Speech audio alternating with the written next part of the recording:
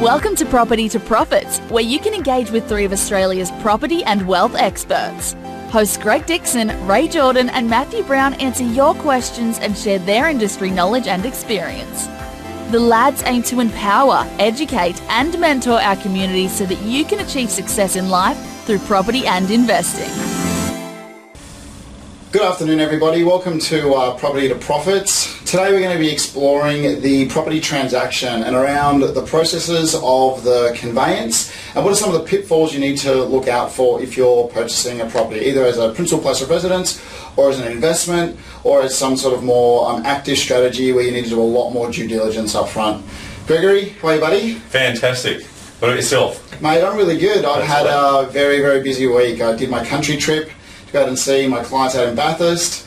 I just love going out there. The people are just so down to earth and easy to get along with. I just really have an affinity with them. It's just beautiful. It's just a beautiful part of Australia that I don't get out to very often, but I appreciate it when I get out there. Yeah, no, it's great. That's my background as well, out in the country. And I just love it. Just going back home, the quiet. What you do know, what I notice at night times, you can see stars, which is I like a lot. Yeah, a lot. And people are just a little bit nicer. Just you're walking down the street, people are more often smiling to you, saying g'day. Yeah. Wait staff are just happier. And it's just one really large community where everybody gets to know everybody else. Yeah. There's two schools. Everybody knows all the other families. So I really enjoy going out there. And Ray, what have you been up to? Yeah, been a good week.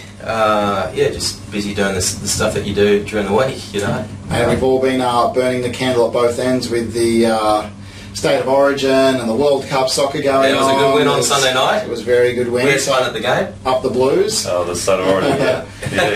Unfortunately, Australia has exited. Will exit the World Cup as they go into the next round, but still a lot of good sports to watch. The next couple of weeks are going to be very difficult to manage my time with the sleep deprivation and everything else. It's been an interesting World Cup though, because obviously some of your top teams, Germany's out, gone. How's that? This one, Germany out. Ranked number 1 in the world. Yeah. Beaten by Mexico and beaten by Korea. Yeah, South Korea. Yeah, South Korea. 2-0. Woo.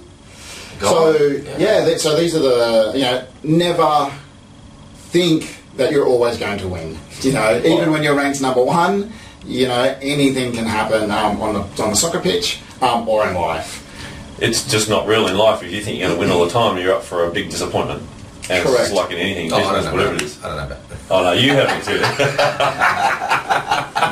Plenty of losses, man. Jeez. Yeah. But it's also how you recover from those, or how you set things up so that you've limited your downside risk. Yeah. That's also very important. Which is sort of what we're talking about this morning with reducing risk and looking at, before you actually sign the dotted line, some of the pitfalls and things to look out for, because we've all been there and done that, I think, through experience. I know I have. And, you learn over time. There's some things you need to do up front before you buy it, because once you bought it, there's no going back. Yeah, well, buying property is stressful. It's stressful because you're dealing with people. People are emotional. And you've got a lot of things that need to come together on the day of settlement. So you've literally got to have, at a minimum, usually 2 lenders, 2 legal representatives, and then a vendor and a purchaser. All of those people need to have everything organised to get that going. Then if you look on the peripheral of that, then you've got removalists, final inspections, real estate agents. There's a lot of moving parts in that. And you really want to have a legal team working for you, which is getting things done well in advance of when they need to. So, Ray, I think I might hand over to you to sort of explain a bit more about just that legal process. Well, a good starting point is the question, when you're buying property, when are you legally bound? And understanding, from the time of exchange to the time of settlement. And often people think that when you settle, when you complete the contract, that's when you become the owner, that's when you're liable for things, etc., etc.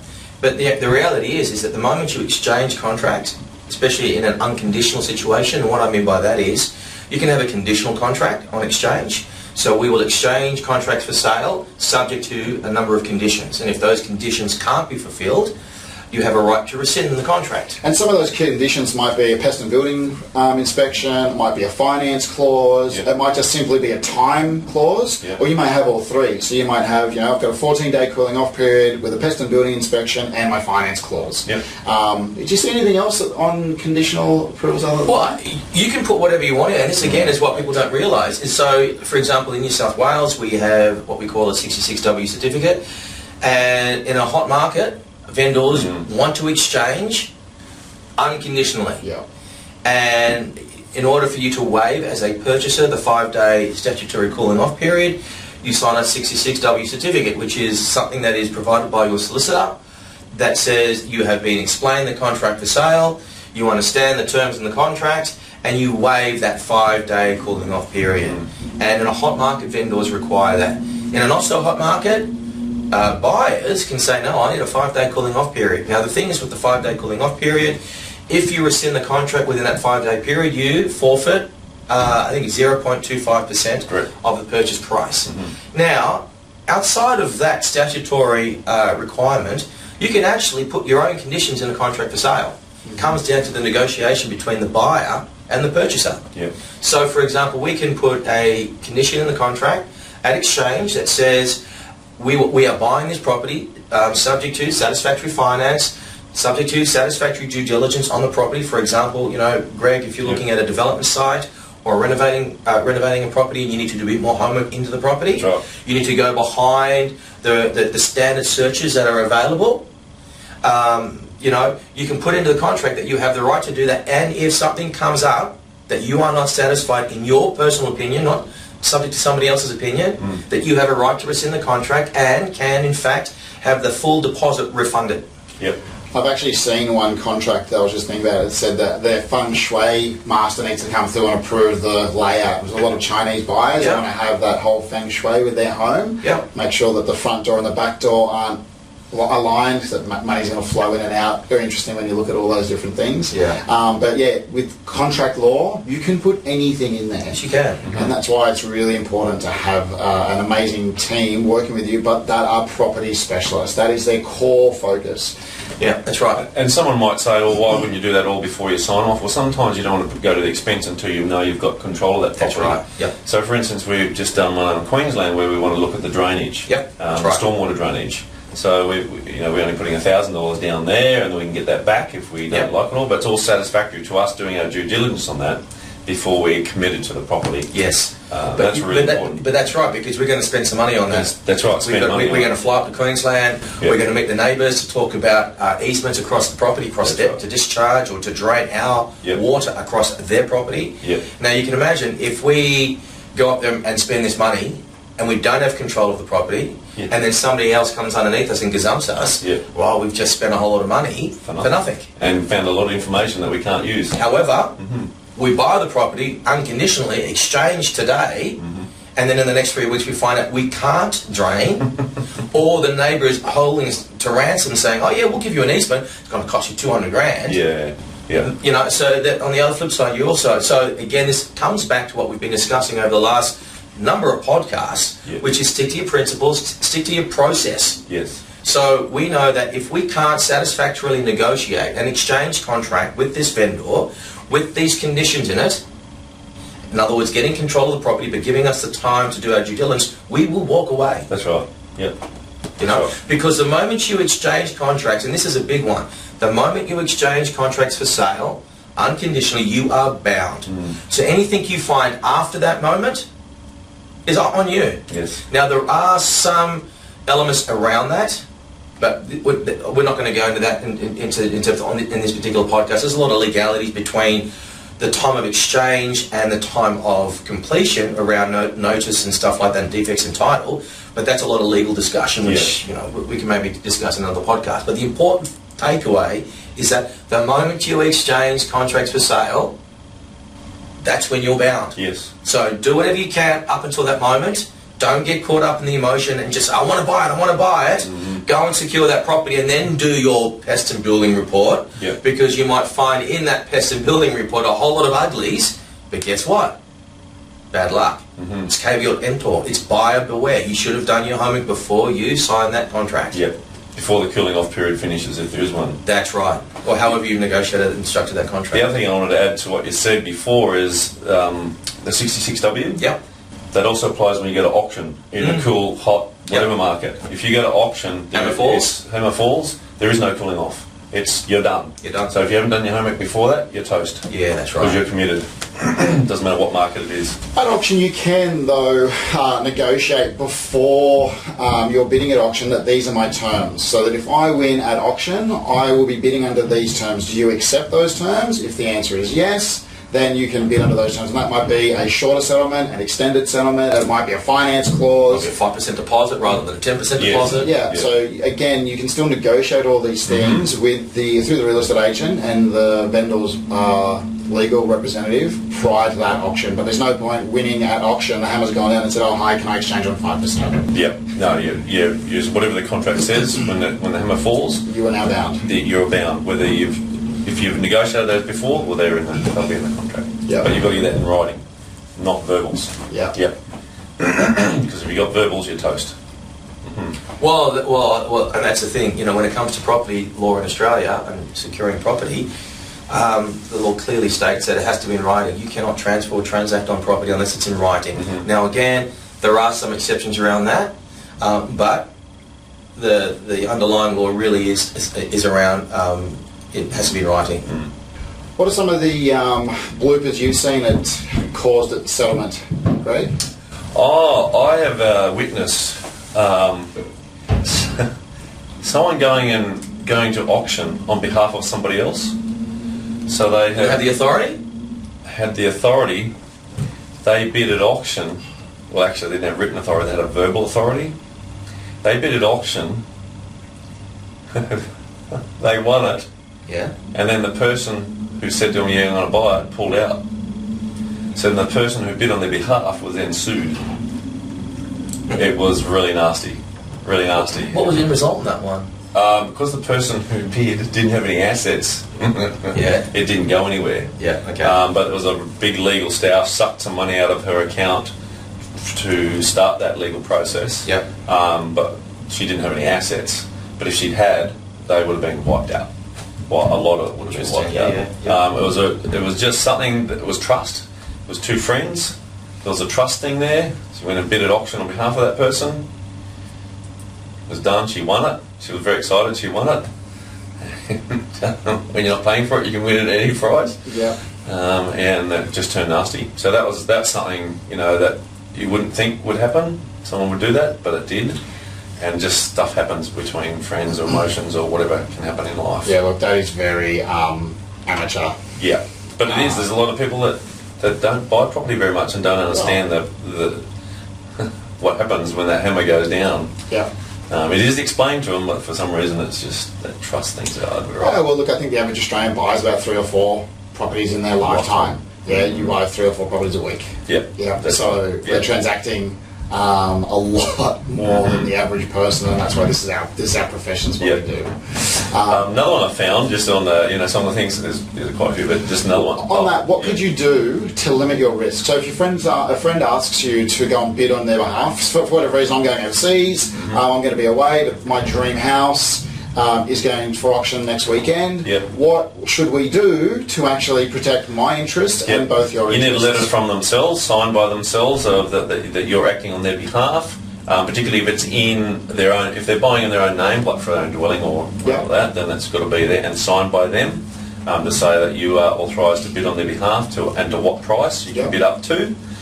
Just want to have everything as much as you can in writing so that you're covered. It's that person there, and if you know them well, but put the licence number or anything else down that can validate who that person is. And then if it's on behalf of a company, you need a letter on behalf of the company saying that you're authorised to bid on their behalf, to what price again, so that you're covered. And the agents, if you're bidding on behalf of somebody else who is a company, they're doing the right job, they'll ask you for all the details, and you have certificate of currency, all that stuff around the business. So you need to prove that now. So they have tightened up a lot, but you need that in writing before you go and bid on anyone's behalf. The other thing you need to look at is easements. I had someone who I know bid on a property, and it looked all great in the back, but they didn't bother to check the easements, and it was overhead power lines that were just at the back of the property, but they had an easement, I think it was 6 metres each side of these high tension power lines, and they wanted to put a granny flat at the back. Well, they couldn't because there was an easement there for those power lines.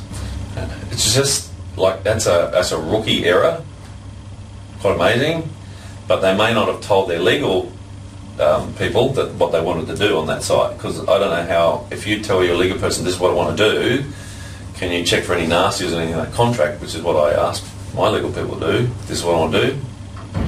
Is there anything that would restrict me from doing that? Then they should be able to advise you on that. Yeah. But in that case, it didn't happen. So they bought the property and couldn't do what they wanted to do with it. So there's a big error there, a big cost. The majority of people that are looking to purchase a property, even if it's an investment, so they've got their principal place of residence, they've now got their home, they're looking out, they've found an area, then they found a property, then maybe they've got a conveyancer or a solicitor they've dealt with before, or they're purchasing and they're like, oh, do you have a conveyancer or solicitor? No, I don't. Oh, so the real estate agent usually refers you to somebody. You jump on Google, and then you find out who the cheapest person is to do this transaction for you, and then all that happens is you don't necessarily ever meet these people. All that happens is a contract gets sent to them, they ask you to send a whole lot of information to them about their ID and things, and got a conversation about, oh, so what is your strategy with this particular property purchase? I don't think anyone has asked me that in terms of people that I've used before bringing all that in-house and telling my team what we're doing. But yeah, no one's sort of asked that before. They say, oh, you're buying this unit? Okay, great. And they just go through their process, their checklist of checking things off. Yep. So I always look for covenants, restrictions, and easements. That's what I'm looking for, and ask my legal people to look for, and anything else that might bite me in the butt if I was to buy it. Because there's a standard, in New South Wales, there's a standard contract for sale, and then there's all these special conditions. Yep. You're just looking at those for what it is, and also the title. Is there any easements, covenants, restrictions in that title? What are the different types of titles out there, right? Yeah, you've got community title, Torrens title, strata title. You can have company title. You have... What are the key differences between those? Well, the Torrens title, for example, is where you own that parcel of land complete, right? You've got no agreements between any other parties on that land that you're sharing that land with. Whereas strata title, the strata body owns the underlying land, and then everybody owns the heirs, so to speak, above that ground. And so there's an agreement in place between those different owners on how those relationships are going to be managed. Yeah. Same thing with the community title. You have a large parcel of land, and you have a lot of different homes on there, but you've got some common facilities again, like a road, like could be tennis courts, barbecue areas, whatever have you. Pools, yeah. So again, there's an agreement, a community, a neighbourhood agreement in place that governs the way the relationships are going to be managed. Then you have a company title, which is the old way of strata titling. So a company would buy property, build apartments, and owners would own a share in that company. And the key thing is with the strata and community, you're contributing to a pool of money, a sinking fund, to be able to fund all of the ongoing expenses with that particular building. So you've got building insurance, which is covered by the strata or the community. You've got all of the upkeep of the actual outdoors, or the gardens, the lifts, the pool, the barbecue areas, all of the facilities that the property enjoys. If it's got like a boat ramp, all of these things are funded by the actual strata together. When a building gets concrete cancer or has any upgrades, in New South Wales they've just changed all the rules around locks on windows, so you can't have big open swinging windows anymore. So all new windows have been put into all buildings with new locks on them. So these types of expenses need to be funded through that strata. So everything that's outside of your actual unit is owned by the strata and is then managed by the strata. So that's why the paintings that are hanging up in the walls of your building, all of that, in the hallways, common areas, all of those things are paid for and funded by the strata or the community. And if you're an owner in there, it's a very good idea to be on that strata board, that committee, so that you're keeping up with what's going on in your building. Because if you've got a couple of $100,000 of equity sitting in there, you want to know what's going on a month-to-month basis in that particular building on an ongoing way. And one of the key things if you're going to buy in a strata, and probably the same in the community, is what's the sinking fund like, or how much money have they got saved up for contingencies for stuff going wrong. Because I've had people buy into stratas and not check the strata reports before they're bought, and they get into it, and within a few months they had $11,000 special levy. Special levy. You know, it's normally $2,000 a quarter. Well, here now it's $11,000 a quarter for the next 2 years, and it's like, wow, that's a big expense they haven't catered for, and that was due to an upgrade in the building. There was some cracks in the concrete, stuff like that. Yep. So yeah, it can be very expensive. It's also an opportunity. You know, if there are special levies coming in, that could be the reason why people are selling. Because, so for example, pensioners, they don't have a lot of free cash flow. They're asset rich, cash flow poor. They might be living in a really nice, beautiful beachfront apartment or something with beautiful views, and then we've got special levies because we're upgrading the lifts. Special levies because we're resealing the pool. And all of a sudden they've got to come up with an extra $100,000 over the next 18 months to make all these things happen. So they're selling. And then what's happening is a lot of maybe newer buyers that are coming in, they don't have the deposit plus this $100,000 that's going to be able to pay. So there's a very small market that can afford to buy into that. So you can actually pick up or be able to negotiate a significant discount on that particular property. So don't always run away from those things. Look at them as an opportunity, but you need to have an understanding of those. And you know, again, win-win. So you got to make sure the vendor gets a win, and obviously you want to walk away with a win as well. Yep, that's right.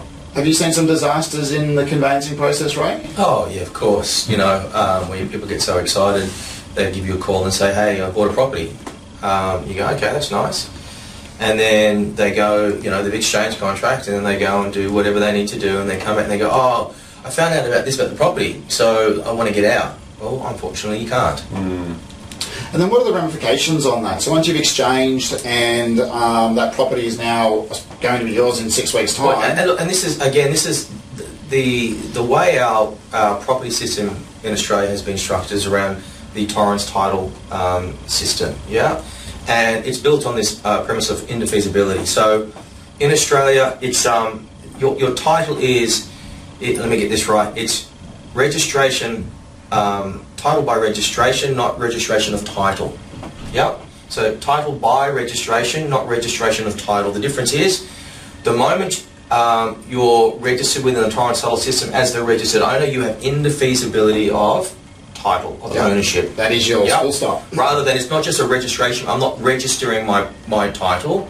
The registration itself is giving you indefeasibility of title. And so, as Greg mentioned earlier, as a process of that, any notifications that have been provided are registered on that title. Stuff to do with a mortgage, covenants, caveats, easements, it's all notice, all notification provided to you as an incoming purchaser. So when you do a search on that particular title, you'll see who the owners are, and all the notifications will be listed there. And it's your job to investigate each one of those encumbrances on the title. Like I said before, whether it be a mortgage, whether it be a caveat, whether it be an easement, a covenant, it's your job to find that out. You can't come back to the owner afterwards and say, I didn't know about this. Well, notification has been provided. Now, there are instances where notifications haven't been provided. For example, somebody may have an equitable interest in the property with the current owner, that it's not registered. And so that would happen via like a contract. So Greg and I might decide to buy a property together, but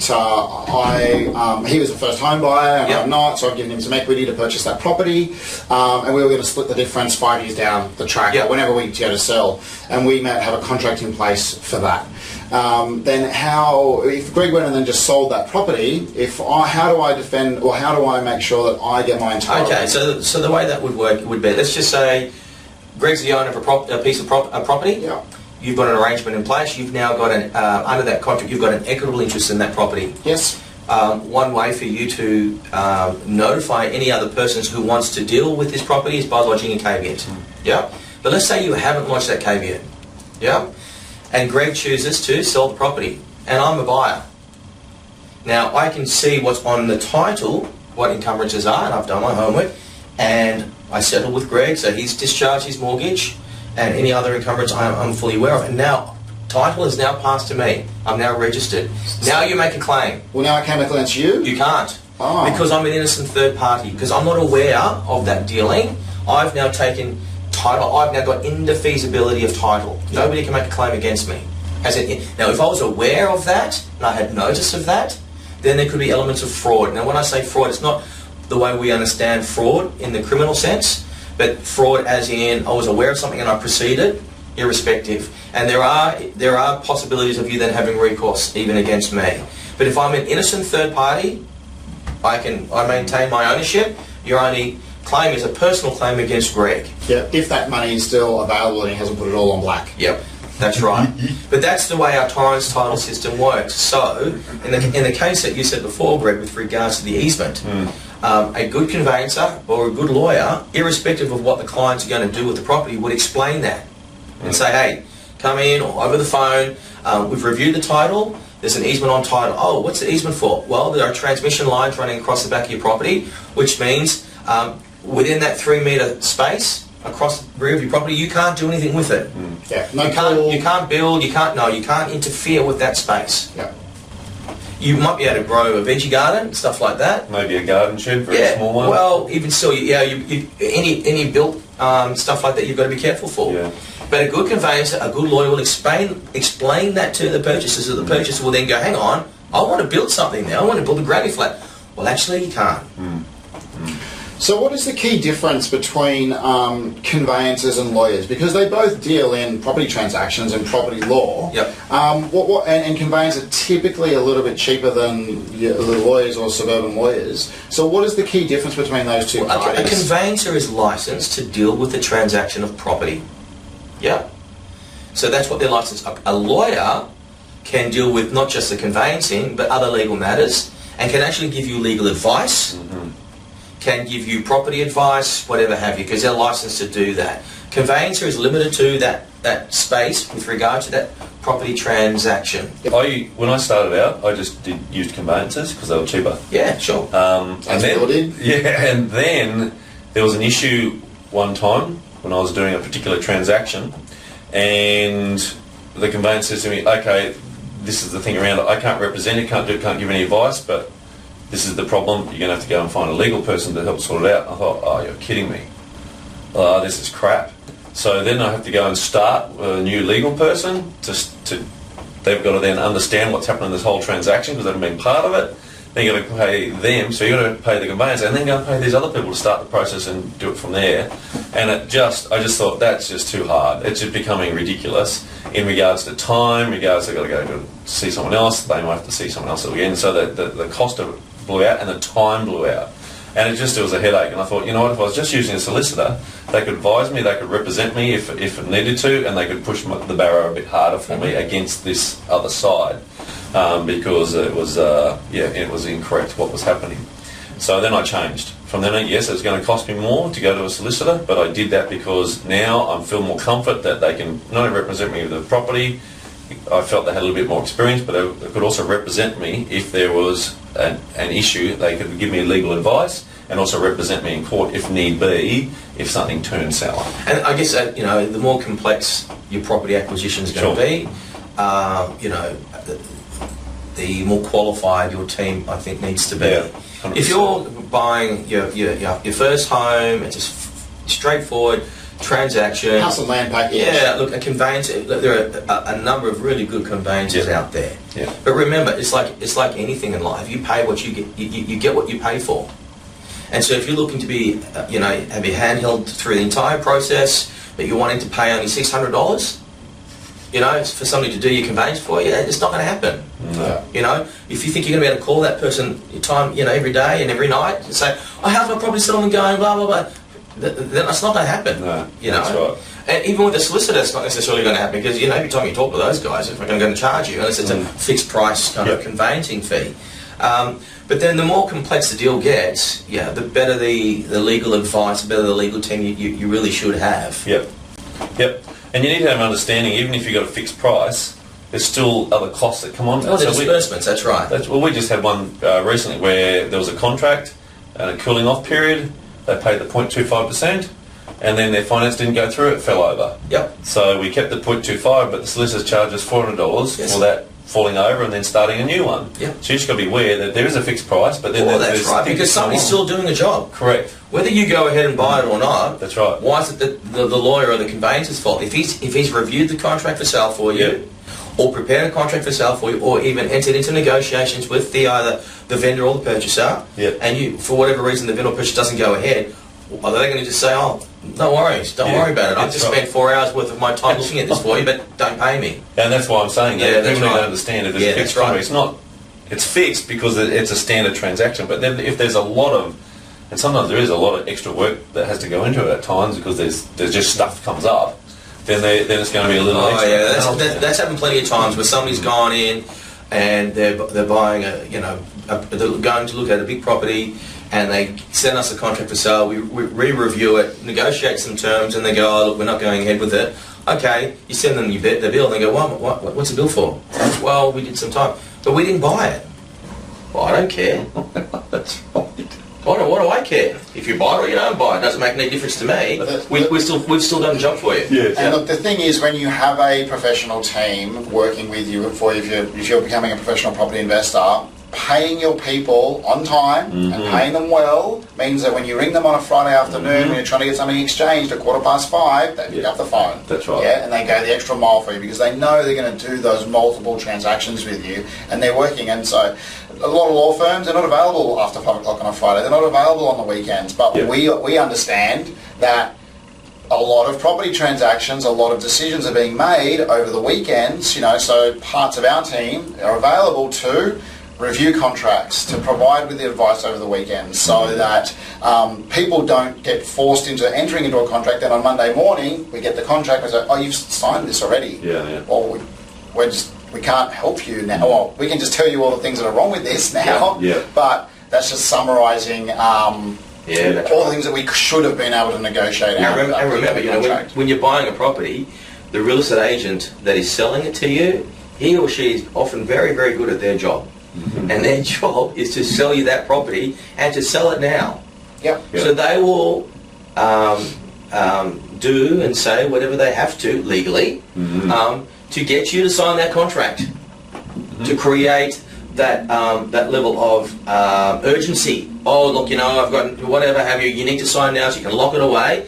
And then you sign the contract, and then you call your solicitor on Monday. Well, you signed it. And if there's no cooling off, you're Yeah, that's right. Yeah, that's right. Well, and that's where emotion. We talk about emotion all the time in property, but that's where emotion comes into play. Your emotion causes us as human beings to make some dumb decisions sometimes, and that would be one where we just do something in the spirit of it'll be we'll just want it so much, and you just do something, and then try and unravel it later. It's too hard, and so. If you just look at numbers rather than emotion, and even if you're buying your own place, there's always going to be another property. Always is. There's rare deals come across. You see, rare opportunity. There's always rare opportunities come up. And it's just a matter of being patient. Yeah. There's something like 10,000 properties get sold in Australia every week, transacted. Yeah, so there's lots of property around. Yeah. So when you look at the property acquisition process, there are a number of players that are potentially involved in the process. And I guess it's like anything, Matt, you obviously spend a lot of time with clients on the accounting and the tax side of things, and the financial planning side of things. Now, could you imagine if every time a new client comes to you and has to brief you on their history of what they're doing, the time that is invested in knowing your client, Yeah. And so if you're building a team and you're using a new team every single time, you have to take them through that process of your story. Otherwise, these things like the example you gave before about the easement, because they're not on the same page. Yes, that's right. Yeah. And so I think it's really important that you build that relationship, because when you look at all the players, you could have a solicitor, conveyancer, your accountant, if you're a seller, your real estate agent. If you're a buyer, your buyer's agent. Your mortgage broker, your banks, your lenders. You have your valuer. You have your pest and building inspector. Very important. Yep. You might have different trades going through if you're wanting to renovate, or even if you're building it as you're buying it as your owner occupier, because you might want to do some renovations, extensions to improve value. Your builder, your financial advisor, your property renovation specialist. Yeah. These are some of the players that could be potentially involved in that process. And I guess having them all on the same page gives you at least a head start, doesn't it? Yeah, absolutely. And if you're doing developments, there's the architect, the town planners, there's a whole bunch of people on top of that as well. Well, whenever we look at an opportunity in the development space, who are the first people we talk to? The town planner, architect. Yeah, that's right. And then there's others depending on what you find from... and do we talk to them before we bought the property or after the property? After we bought? Before. Well before. And even if... and this is the key thing. sometimes the agents will pressure, it's going to go, we've got other people and you've got to make a decision now. Okay, you've got to be prepared to go, okay, see you later. See you later. Because if you sign, you've got to, the way I look at it, risk is too great. I'll do my due diligence. If you can wait, I'll do it. If you can't wait, so be it. It's gone. I don't care. Yeah. And the reason I don't care because I've been caught out before. It's really important to get your team on board, do this due diligence up front. Even before you ring the agent, have a look at that, do all your research. Yep, that looks like we could do something on there. Yeah, if you find something later, so be it. But it's better to invest in your consultants and all the people around you first before you make that $1 million decision to go, and you've got $1 million on the line rather than 600 bucks. Yeah. Yeah. And this is the little thing that people get wrong. I think people get wrong all the time. They don't want to invest in a pest and building inspection. They don't do a strata report. Mm-hmm. We're talking about spending a couple of $100 on each of those things. When you're looking at purchasing an asset which is worth hundreds of thousands of dollars, in Sydney, plus $1 million. That's right. Yes, it does. If you're looking for property in a hot market, you can be doing strata reports and pest and building inspections on maybe 10 properties before you find the one, and that may cost you $5,000. Yeah, $10,000. But investing $10,000 in ensuring that the $1 million property or the $500,000 property that you're purchasing is what you think it is a small price to pay to spend $500,000 and find out that this is a termite ridden, it's uninhabitable. Yep. Or there's something on the block that stops that, or whatever it might be. Or you think you can get 8 townhouses and you only get 5, or whatever it might be. Whatever those things are. So, and when you've built a good relationship with your professional team, people start working with you because they know you're going to do a deal. They know that you're active, so some of those prices can also be negotiated. There's a great example I had there the other week where we were looking to acquire 2 properties on the end of it's not a cul-de-sac, so it had a street down one side, street at the front, street down the other side.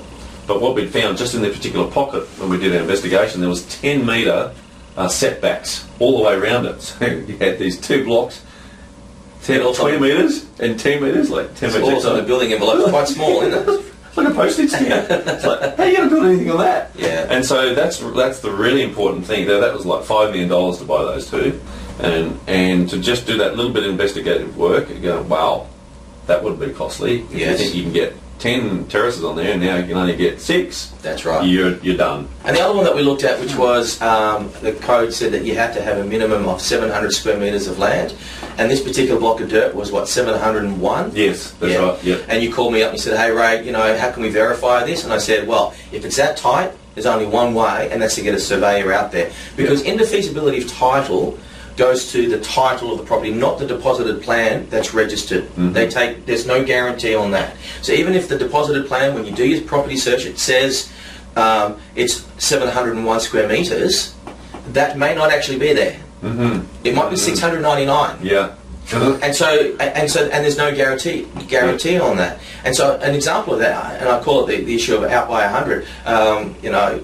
A colleague purchased a large property on the North Shore, and substantial investment, and they were buying it and had been looking for a while because they were going to renovate the house, build another store upstairs and a granny flat up the back to accommodate a family, a larger family, and then over the years they could either then have the opportunity to either rent it out or choose to do whatever they like to do with it, right? And so they went and bought it, but when they came back and did the survey, it was 180 square metres out. Less. Yes, less. Wow. Now, all of a sudden that affected their plans. The size of the granny flat they wanted to build, the renovations they wanted to do, they couldn't do it. Mm-hmm. And they had no recourse to the owner. Yep. Although, because it's a long shot, and the claim of the owner was that that's what they bought all the way through. Mm. And so it goes to show, if you're going to do these kind of things and invest this kind of money, go and pay $800 or $1,000 or whatever it might be for a survey, for a building and pest and building report. I call it. It was just a damn spot. It was a particular property. There was a damn spot, and a typical pest and building. They just look around, do this, tick a box, off they go.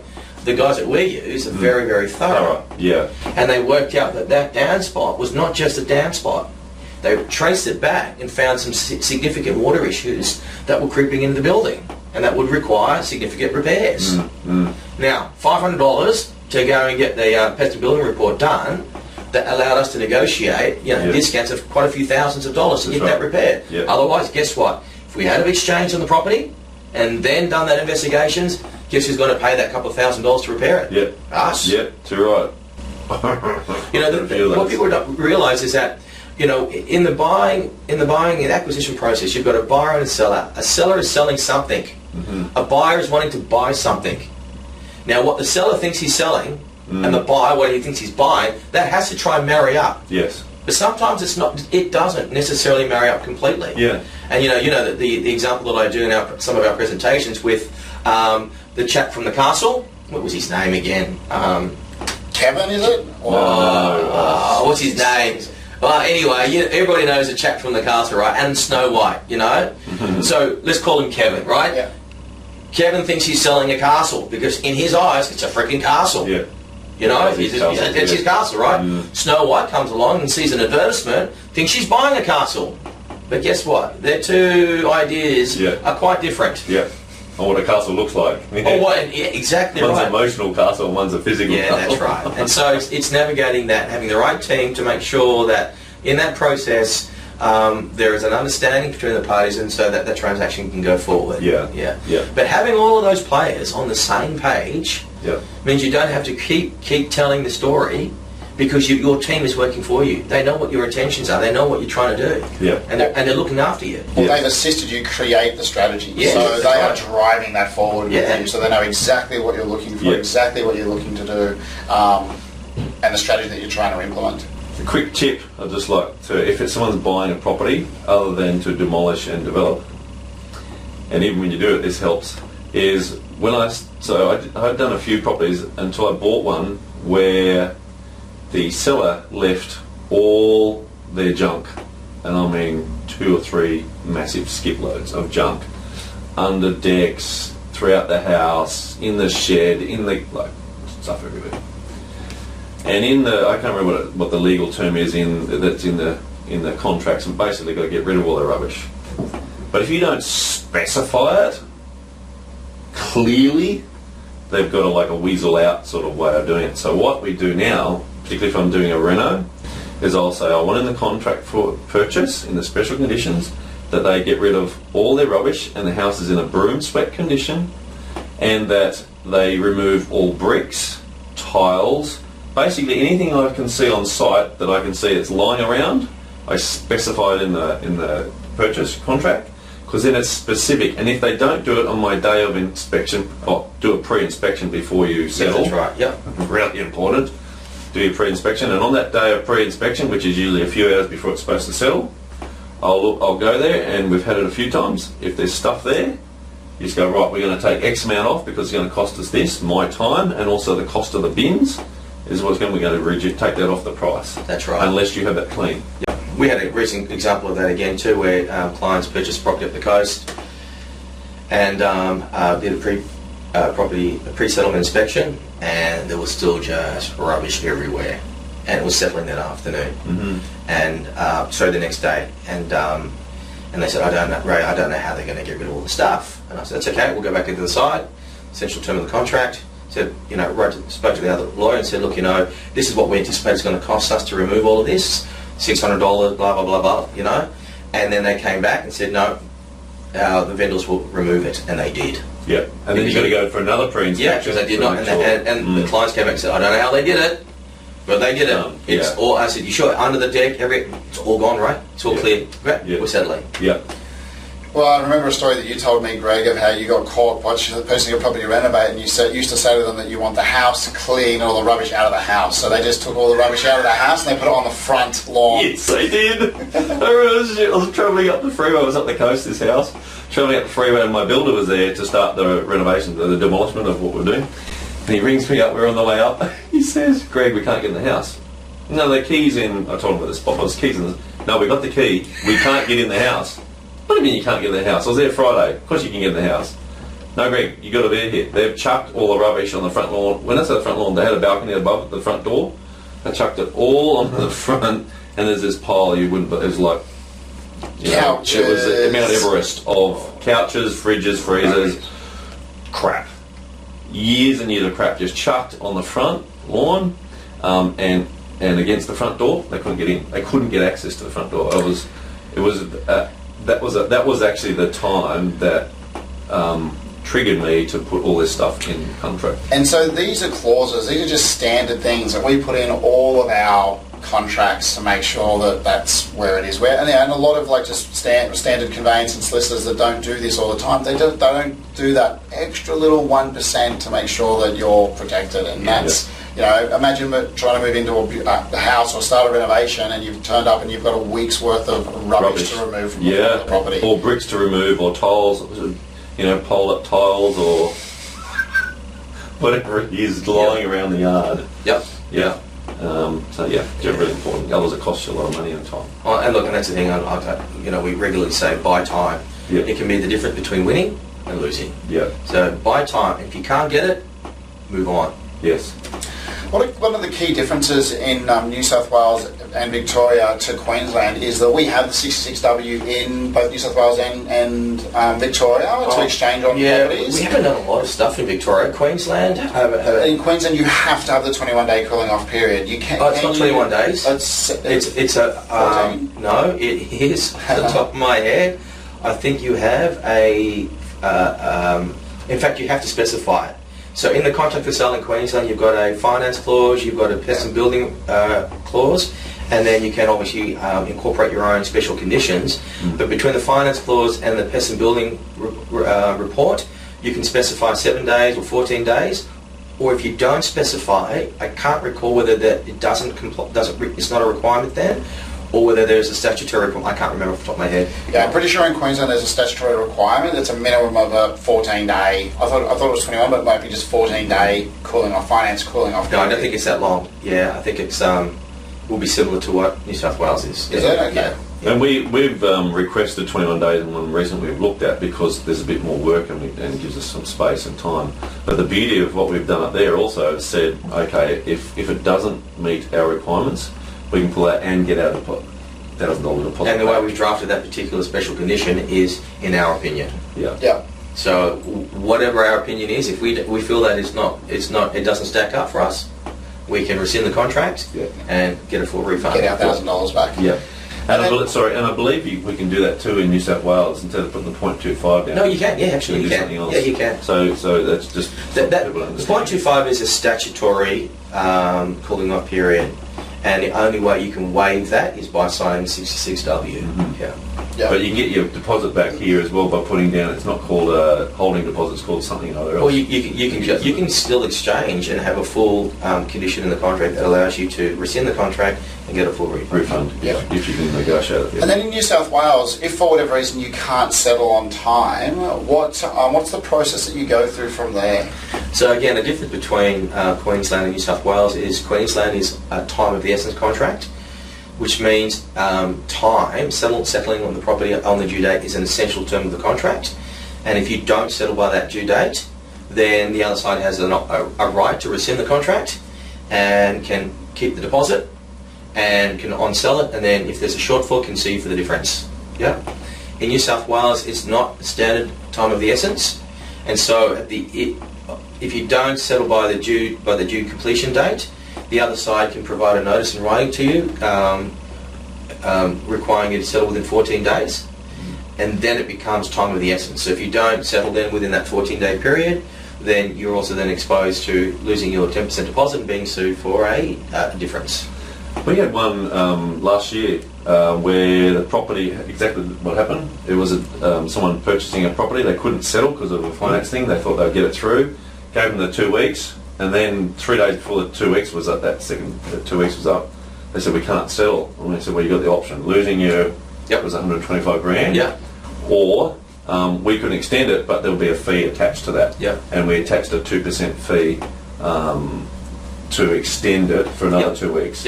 So there is a way you can do it without losing that deposit, but you can always negotiate. Yes, you can always negotiate, and that's again a difference sometimes between who's working on your team. Do they have that capacity? Are they able to pick up a phone and talk to the other side and come up with a reasonable solution? Or do they just say, sorry, can't do it, and there's a no there, and so bad luck? And we could have done that, but see, for the way I look at it, I always think, well, okay, that's not my problem that they couldn't settle, but do I want to make it a win-lose situation? I thought, no, I don't like doing that. So I thought, well, is there a way we can do that? Yeah. I would like to get some recompense for it, but I don't particularly want them to lose 125 grand because I just... Well, karma comes around, for whatever reason, one day we'll be in a property transaction and we won't be able to settle on time. If you've screwed all these other people over and taken all their 10%, that karma's going to build up and it's going to bite you one day. So, always try and create that win-win. Yeah. I mean, if they eventually, after that second 2 weeks, if they couldn't, I would have, that's it, like, we're done. But if we can, we try and work out something that works for everybody. And we got to win out. We've got an extra 25 odd grand for an extra 2 weeks. That was better than the poke in the eye, I thought. Hello, holiday time. That's right. And it was good for them because they were able to settle. Yeah. So, and that's the other thing too. Often you'll find in contracts for sale where the buyer, the vendor has a clause in there to release the deposit in order for them to be able to go and secure another property or to use that money for a stamp duty. Now, we typically recommend that you don't do that, and the reasons for that is this, and you've just, we've just been through one of these where you've sold property and the purchasers who are buying off you were selling their property. That's right. And people that were buying it off them weren't able to settle, and so you have this domino effect, right? Yeah. So if you release your deposit and somebody else goes and buys another property, and for whatever reason, then you could be caught out by, now money has to come back, and money may not necessarily come back as quick, but you need to move on something else, whatever, And so you just be aware of that. The money should typically be still, if you are going to release it, make sure that it's only released to buy another property, but for nothing else. Yes. Because otherwise you're going to have a hell of a time if something happens and they can't complete of getting the money. Yeah. Agree with that altogether, 100%. Les, is there anything else you wanted to cover off on the whole property transaction? I think we've covered off quite a bit. There's a lot to go through. It might sound, if you're listening to this, you go, oh wow, this is just so hard. It's not. You get the right team around you, it makes it easy. And that's why you pay a team around you to make it easy. Yeah. And that's the essence of it. Get good people around you and people that are experienced around you, and they'll help you through those. Yeah, the right people. And honestly, and in today's market, I think having a good legal team with a big conveyancer or a lawyer, making sure you've got a great mortgage broker that really understands what's going on, because the financial space, the funding space is changing daily. It's becoming a lot harder. So don't think what you could do 6 months ago you can do today. So before you go out and commit anything, make sure you've got all your ducks in a row. That means your financing or your funding mechanisms in place. And a pre-approval is not a formal approval on that. So the only way that the bank is going to give you that if you have a formal approval on that particular property that you're purchasing. Does that mean an unconditional approval? Yeah, unconditional approval. Yeah, but an unconditional approval will also still be subject to evaluation, correct? Well, that won't be unconditional. It's conditional, subject to evaluation. Okay, so then you're taking. So in other words, you get the value in before you've exchanged. Yeah. Or can you do that in that 5-day period? Yeah, that 5 days. Banks will get that done. Yeah. Okay. And often you can extend that 5-day period to 10 if you need to, because you don't want to. It's better than losing that 0.25% than to... Well, and this is the thing. So you go and buy a property for $1 million and the bank comes in and says it's only worth $920, you've got to find another 80 grand. Yeah, your loan to value ratio is going to be calculated off that 920. So that extra 80 grand comes out of the pocket. And if you can't do that, if you can't settle, you lose your... And it's not it's outside of cooling off, you're toast. Yeah. But you get all that done, get unconditional approval before your unconditional period. Cooling off period expires. Make sure you've got a really good pest and building person doing your inspections for you. So good legal team, great mortgage broker, a sound pest and building. If you're buying a strata property or a community title, do your investigations on the strata, on the community, and even still do pest and build. Look at the reports on the community buildings. Because even though you're not owning them, you are a part owner of them, and if there's something wrong with them, you're going to have to contribute towards their maintenance and their repairs. So check all of it. Just check everything. And again, you don't check it, get your legal people. Yeah, that's right. Or you can check it yourself if you understand it, but I don't. I just get my legal people to check it. Yeah, that's right. Yeah, make it easy. But like in Australia, like the things I've been keeping an eye on, like you said before, the sinking fund, get your advisor to read all the minutes. I go through all the minutes of all the board meetings to see if there's any issues being brought up. Are there any issues with any of the neighbours? Are there any crazies in the freaking building that are going to give you a headache, you know? Yes. It's why. I mean, worth paying for that can change your whole... Do you enjoy living there if you're going to have crazies living in your building causing you headaches, you know? And there's been plenty of scenarios where that's happened, you know? And look, we had a friend a long time ago that bought a house, and this is a bit more difficult. The neighbour's kid was just nuts and would just torment their girls. They had 3 girls. Just relentless. Torment, bully, tease, and it just made living there hell. They sold. Took a hit. Yeah, just move on. Well, happiness, money is worth, happiness is worth more money than you know? In a building, making sure your fire is all it's compliant, with the smoke alarms, all of that, making sure there's no asbestos around, all of it, just check it. Yeah. It's interesting. I was talking to an agent when I was selling a couple of properties, and you get to know when you're doing a renovation what the neighbours are like. And anyway, the last 2 properties, the neighbours are great. Like, they're fantastic because they're really good. And the agent said, "Well, people don't really care about that when they buy." Not really. I do. I'm sure someone else does because I care a lot about what the neighbours are like.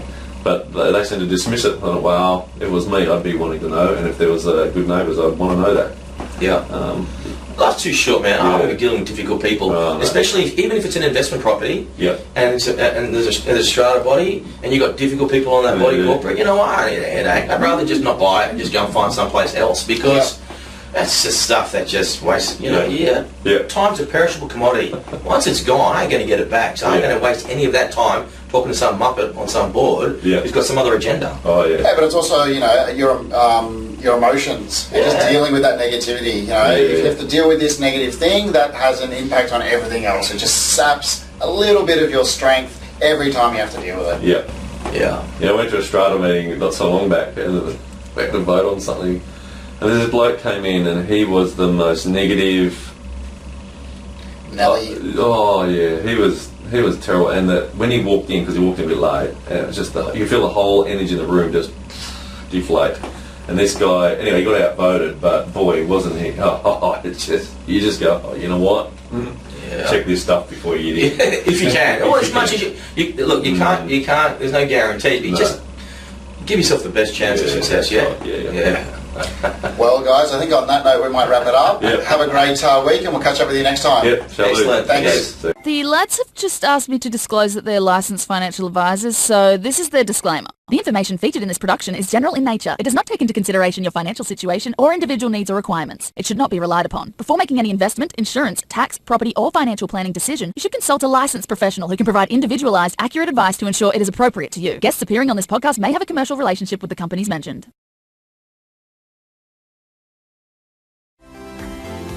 You can connect with Greg Dixon, Ray Jourdan and Matthew Brown at yourcorner.com.au and access them for personalised property and investment advisory. Thank you for investing your time with us. You can engage with Greg, Ray and Matt at yourcorner.com.au. Our thriving community of members are all active property investors creating their personalised version of success. Your Corner members have access to property education, investment specialist buyer agents, debt advice, financial planning services, tax advice, accounting, and specialist property legal services. We look forward to connecting with you. Create success in life.